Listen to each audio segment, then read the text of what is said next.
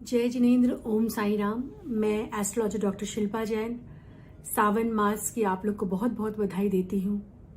जैसा कि आज से सावन का महीना शुरू हो चुका है, हिंदू शास्त्रों के अनुसार यह भोलेनाथ का प्रिय मास बताया गया है। भोले भंडारी जैसे नाम से ही प्रतीत होता है, बहुत ही भोले हैं। इस महीने में इनकी पूजा करने से खासकर हर मनोकामना पूर्ण होती है।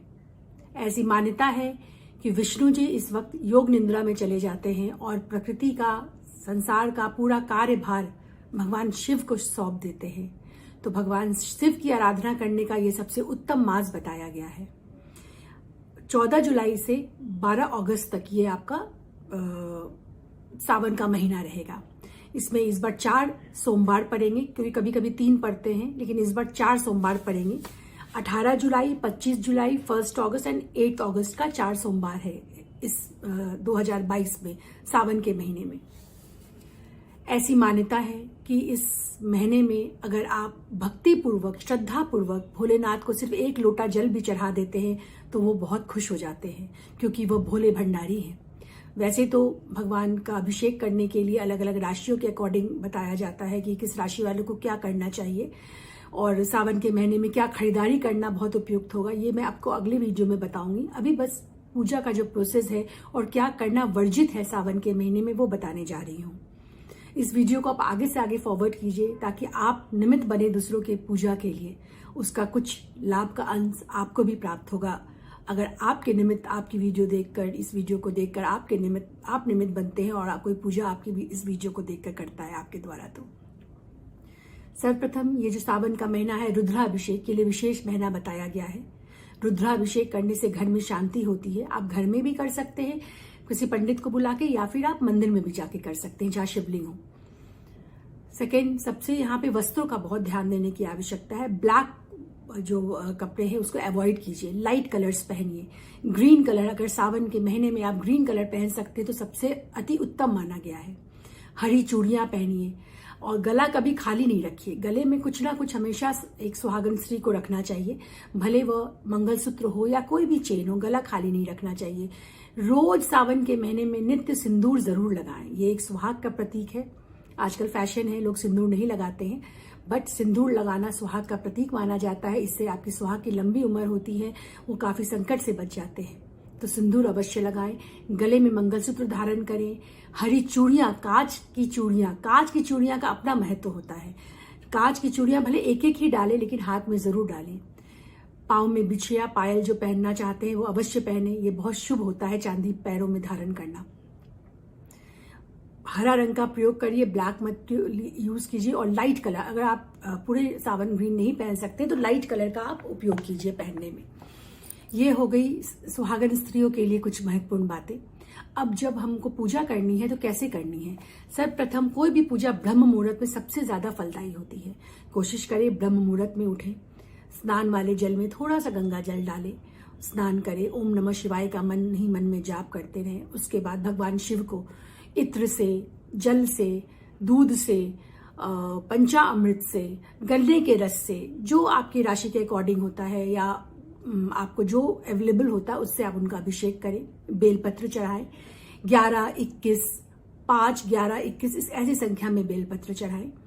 उसके पश्चात परिक्रमा लें, भोलेनाथ की परिक्रमा लें और अपनी मनोकामना उनके चरणों में रखें कि हे प्रभु, हमारी मनोकामना पूरी करें। ये सावन मास आपको अर्पित है और आप ही को मैं ध्या रही हूँ।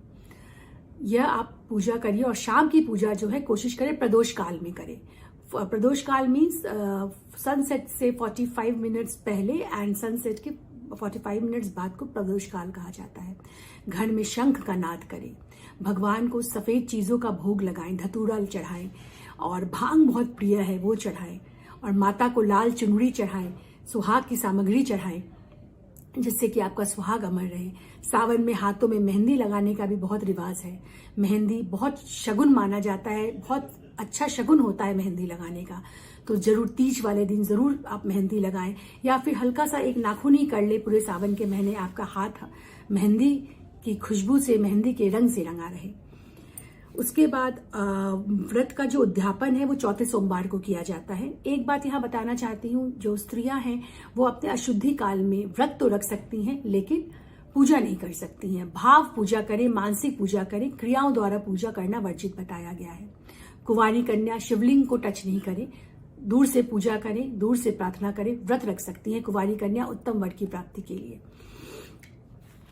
अब इसके पश्चात ये बताना चाहती हूँ कि क्या नहीं, वर्जित क्या क्या है सावन में करना। सर्वप्रथम सावन के महीना में बॉडी में ऑयल मसाजिंग अवॉइड कीजिए। सेकेंडली, बासी खाना ना खाएं। बासी खाना ऐसे भी बहुत दोषपूर्ण होता है खाना, और सावन के महीने में तो खासकर। मांसाहार का त्याग कीजिए, क्योंकि देखिए मांसाहार किसी भी जीव को पीड़ा देकर अगर उस अन्न का सेवन करते हैं तो वो आपको कभी भी पॉजिटिव इफेक्ट नहीं देगा। और सावन के महीने में खासकर मांसाहार का त्याग कीजिए। बाल ना कटवाएं, और नाशपाती, बैगन, ये सब जो फ्रूट एंड है जो है ये और सब्जियां हैं, इसको अवॉइड करें। दिन के समय में ना सोएं। दिन के समय में और 2 वक्त मिलता है जब शाम को, उस वक्त आप जो सोने को अवॉइड कीजिए। डेली स्नान अवश्य करें। सुबह स्नान करना बहुत ही जरूरी है। बहुत लोग होते हैं आजकल के न्यू जनरेशन हैं, एक दिन स्किप करके नहाते हैं, बट सावन के महीने में जरूर स्नान करें। और सूर्य भगवान को अर्घ तो सभी पूजा में सर्वप्रथम देना ही है। तो यह कुछ मैंने चीजें आपको बताई जो आप वर्जित है सावन के महीने में करना। सुहागन स्त्री सुहाग का सामान खरीदे, खास करके सोमवार को खरीदे और दान में भी दे। इससे आपके सुहाग की रक्षा होती है, सुहाग की लंबी आयु होती है। जब हम लोग व्रत करते हैं तो व्रत में कोशिश करें कि फलाहार करें, अन्न का सेवन ना करें, दूध का सेवन ना करें, तेल का सेवन ना करें। घी का सेवन आप कर सकते हैं, बट तेल का सेवन मना किया गया है इस व्रत में। सोमवार का तो व्रत रखते ही हैं। सेम सावन के महीने में सेकेंड डे मंगला गौरी का भी व्रत रखा जाता है, जिसमें गणेश जी की पूजा की जाती है, साथ में गौरी माता की पूजा की जाती है। तो गणेश जी को दुर्वा चढ़ाएं, इससे आपके संतान सुख मिलता है, बुद्धि विवेक बढ़ता है, और माँ गौरी की रक्षा पूजा करने से आपकी सुहाग की आयु लंबी होती है।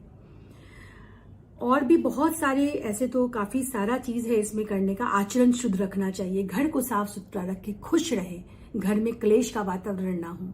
जहां क्लेश होता है माँ लक्ष्मी का वास नहीं होता, भगवान रुष्ट हो जाते हैं। नेगेटिव थॉट्स ना लाएं। नेगेटिव थॉट्स अगर आप बार बार सोचते हैं वही मैनिफेस्ट हो जाता है, वही आपके लाइफ में घटित होने लग जाता है।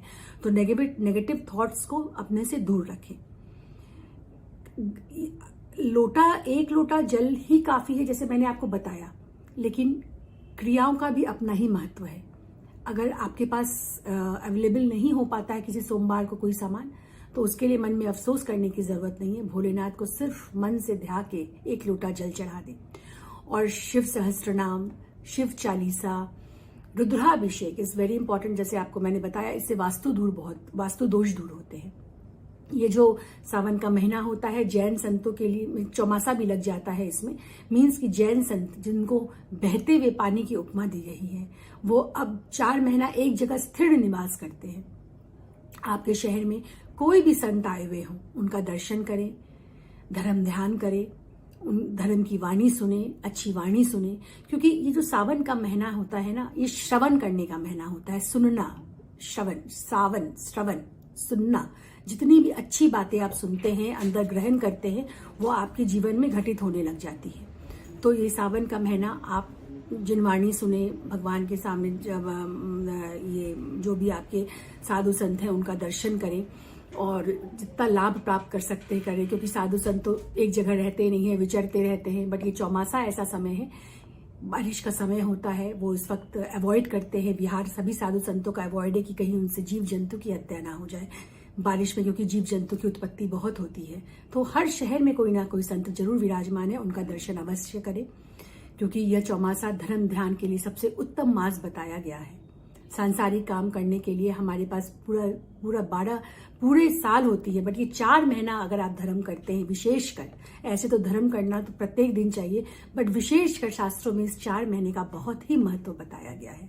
और जैन शास्त्र में तो ये चौमासा बहुत ही महत्व बताया गया है। इसमें जमीकंद का त्याग करते हैं, रात्रि भोजन का त्याग करते हैं, जनवाणी का श्रवण किया जाता है।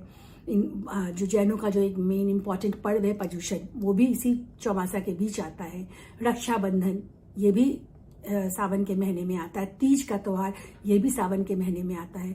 तो ये बहुत ही ऑस्पिशियस महीना शुरू हो चुका है। मैं यही भगवान से प्रार्थना करती हूँ आप लोग की पूजा आराधना उच्च कोटि की हो, ताकि आपको उच्चतम फल की प्राप्ति हो सके। भगवान शिव की कृपा आपके पूरे परिवार पे बरसे, सुख समृद्धि हो, दीर्घ आयु हो, स्वास्थ्य उत्तम हो आपका, यही मैं कामना करती हूँ। आगे वाले वीडियोस में मैं आपको ये बताऊंगी कि राशि के अकॉर्डिंग क्या आपको अभिषेक करना चाहिए भगवान शिव जी के ऊपर। तो ये मैं नेक्स्ट आपको जो चैनल में जो यूट्यूब में बनाऊंगी मैं, वो नेक्स्ट में बताऊंगी कि आपको क्या परचेज करना चाहिए। परचेजिंग सभी लेडीज का फेवरेट चीज है, बट क्या आप सावन के महीने में आप परचेज करें जो आपके घर रात दुगनी रात चौगनी तरक्की हो आपके घर में। और क्या आप अभिषेक करें। देखिए अभिषेक तो सभी करते हैं किसी ना किसी चीज से, बट राशि के अकॉर्डिंग अगर आप अभिषेक करते हैं तो उसका फल अनंत गुना प्राप्त होता है आपको। तामसिक भोजन भी जैसे मैंने बताया आपको नहीं करना चाहिए। मैं इसीलिए एक बार और पढ़ ले रही हूँ कि कहीं कोई तुलसी पत्र का भोग नहीं लगाएं। विष्णु भगवान की जो भोग में तुलसी पत्र का अगर नहीं लगाते हैं तो भोग स्वीकार नहीं होती है, बट लेकिन शिव जी के भोग में तुलसी पत्र का भोग लगाना वर्जित बताया गया है। शमी पत्र भगवान शिव को जरूर चढ़ाएं। शमी का पेड़ आप लगा सकते हैं। पेड़ लगाने मात्र ही नहीं, पेड़ का फिर आपको ध्यान भी रखना है। ये नहीं कि आपने सिर्फ पेड़ लगा दिया आपका काम हो गया, उसकी रक्षा करना, उसके साइड में जो गंदगी फैल जाती है उसको अपने हाथों से साफ करिए, क्योंकि शनि कर्म के कारक बताए गए हैं। शनि जिनका अच्छा होता है उनके प्रोफेशन में प्रॉब्लम्स नहीं आती हैं। गरीबों की सहायता करें। शनि तभी खुश होते हैं जब आपके लेबर क्लास आपसे खुश रहते हैं, आपके वर्कर्स आपसे खुश रहते हैं। वृद्धा आश्रम जाएं, थोड़ा देर उनके साथ व्यतीत करें, इससे भी शनिदेव बहुत खुश होते हैं और शिव जी की भी आशीर्वाद आपको प्राप्त होती है। तो शमी का वृक्ष जरूर लगाएं। शमी का पत्र जो होता है पत्ता, वो भगवान को अर्पित करें। तो यह सब कुछ बातें मैंने आपको बताया। कपूर, अपने घर में कपूर का धुआं जरूर करें। बहुत ऑस्पिशियस माना जाता है कपूर जलाना घर में। सायकाल हर रूम में आप कपूर की टिक्की जलाएं या कपूर का पूरे घर में धुआं करें, मेन एंट्रेंस में धुआं करें। इससे आपके घर की जितनी भी नेगेटिविटी होती है वो दूर हो जाती है। तो बहुत ही छोटे छोटे टिप्स हैं जिसको अगर आप करते हैं तो बहुत आपको फायदा होता है। एक बात और बताना चाहती हूँ, जब आप बेलपत्र चढ़ाते हैं तो सफेद चंदन से उस पर ओम नमः शिवाय लिखकर चढ़ाएं। ये बहुत सारे टिप्स बताए हैं, इसमें अगर आप 1, 2, 3 भी अगर आप कर लेते हैं तो इक्वली आपको वैसा ही फल मिलता है। लेकिन मैंने इसलिए बहुत सारा बता दिया, जिसको जो इजी लगे, भाव से जो इजीली आप लोग को अवेलेबल हो जाए उस चीज से आप पूजा करें। ग्रह अपने आप ही आपके अनुकूल होते चले जाएंगे। भगवान शिव की कृपा आपके पर बरसे, यही मैं कामना करती हूँ। धन्यवाद।